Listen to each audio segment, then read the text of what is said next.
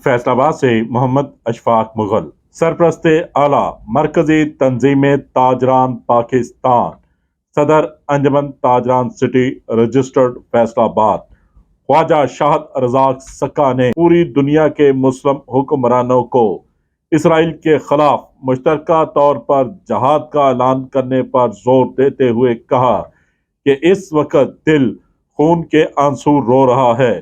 मुसलमानों का इत्तेहाद वक्त की अहम ज़रूरत है। हमारे इख्तलाफात के सबब आज यहूदो नसारी इस्लाम और मुसलमानों के खिलाफ साजिशों में मसरूफ़ हैं, जिसे हम सिर्फ इत्तफाक व इत्तेहाद से ही निमट सकते हैं। घबराओ नहीं, खुदा की मदद यकीनन बहुत करीब है। मुस्लिम हुक्मरानों की बेहिसी, गफलत और सुस्ती के बायस यहूदी फ़लस्तीन में मुसलमानों को वहशियाना बमबारी से हलाक कर रहे हैं। इस वक्त पानी, खुराक, अद्वियात की शदीद किल्लत है जो इन्हें नहीं दी जा रही।